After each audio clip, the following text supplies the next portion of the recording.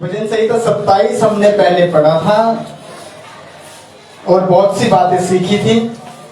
आज सिर्फ हम एक ही बात सीखेंगे क्योंकि सारी बातें हमारे याद नहीं रहती।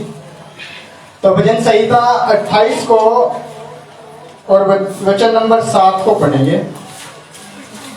भजन संहिता 28 वचन नंबर 7। यहोवा मेरा बल और मेरी ढाल है, उस पर भरोसा रखने से मेरे मन को सहायता मिली है। इसीलिए मेरा हृदय प्रफुल्लित है और मैं गीत गाकर उसका धन्यवाद करूंगा। हालेलुया। यहाँ पर जो भजन का लिखने वाला है वो सिर्फ ये कहता है कि जब मैं परमेश्वर को पुकारता हूँ तो मेरा मन क्या होता है? प्रफुल्लित होता है, आनंदित होता है। का मतलब है कि जब मैं अपने मन के साथ में परमेश्वर को पुकारता हूँ तो मेरे जीवन की जो समस्याएं हैं, तकलीफ हैं, दुख हैं, वो मेरे से ज्यादा मेरे मन को क्या होता है? आनंदित होता है। मैं अपनी तकलीफों को ना देखते हुए परमेश्वर को पुकारता हूँ और जब पुकारता हूँ तो परमेश्वर को पुकारने से मेरा हृदय क्या होता है?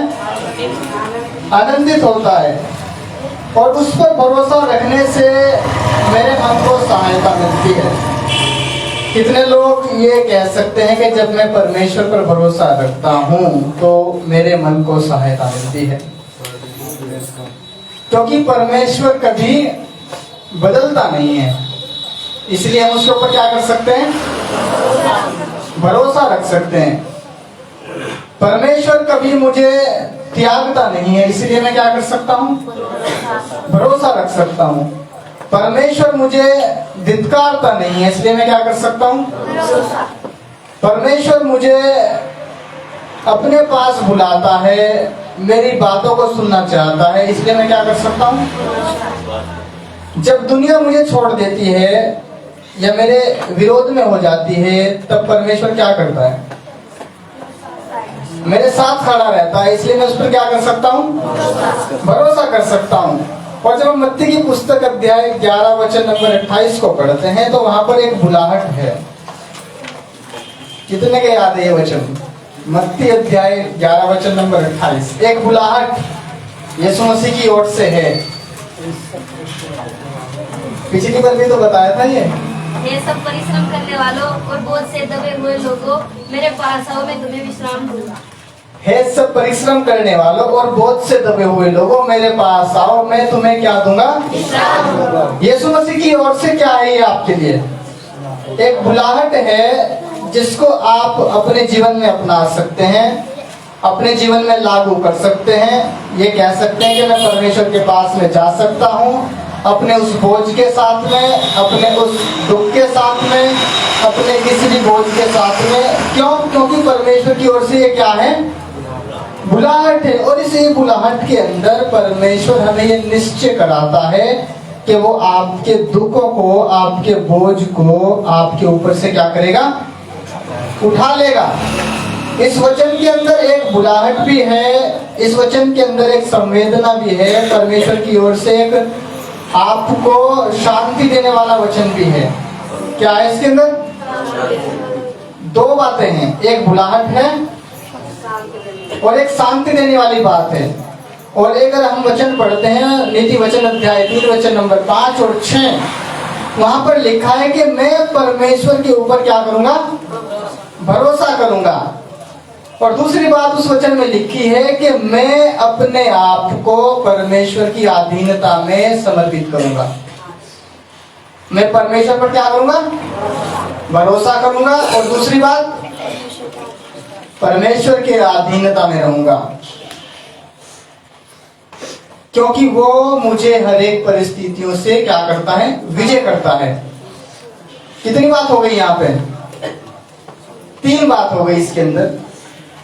नीति वचन के अध्याय 3 वचन नंबर 5 और 6 के अंदर 3 बातें हम देखते हैं। पहला ये कि मैं अपने परमेश्वर, अपने यहोवा के ऊपर क्या करूंगा? भरोसा करूंगा। दूसरी बात कि मैं अपने परमेश्वर यहोवा की अधीनता में रहूंगा। अगर मैं उस पर भरोसा रखूंगा, उसकी अधीनता में रहूंगा, तो वो मुझे मेरी परिस्थितियों से क्या करेगा? विजय करेगा, उभारेगा। अगर मैं रोमियो की पुस्तक अध्याय 8 वचन नंबर 31 को पढ़ता हूं, तो वहां पर लिखा है कि मैं अपना भरोसा परमेश्वर के ऊपर रखूंगा। कोई पढ़ेगा ये वचन, क्या लिखा है वहां पे? रोमियो की पुस्तक अध्याय 8 वचन नंबर 31। ये तो बहुत जानना मानना वचन है। हम इन बातों के विषय में क्या कहें? यदि परमेश्वर हमारी ओर है तो हमारा विरोधी कौन हो सकता है? अगर परमेश्वर हमारे साथ है, हमारे पक्ष में है, तो हमारा विपक्षी कौन हो सकता है? या हमारे विपरीत या हमारे विरोध में कौन हो सकता है? यहाँ पर क्या दिखाता है कि मैं अपना भरोसा परमेश्वर के ऊपर रखता हूँ, और जब मैं अपना भरोसा परमेश्वर के ऊपर रखता हूँ तो मैं ये विश्वास करता हूँ को मेरे परमेश्वर से महान, मेरे परमेश्वर से शक्तिशाली और मेरे परमेश्वर से बड़ा कोई दूसरा व्यक्ति या परमेश्वर नहीं है। अगर परमेश्वर मेरे साथ खड़ा है तो मेरा विरोधी कौन हो सकता है? Hallelujah, hallelujah. समझ में आ रहा है सबको कि जब परमेश्वर मेरे साथ में है तो मेरा विपक्षी कौन हो सकता है? क्योंकि मेरा परमेश्वर मुझे क्या करता है? सहायता करता है। वो मेरा बल है, वो मेरा गढ़ है।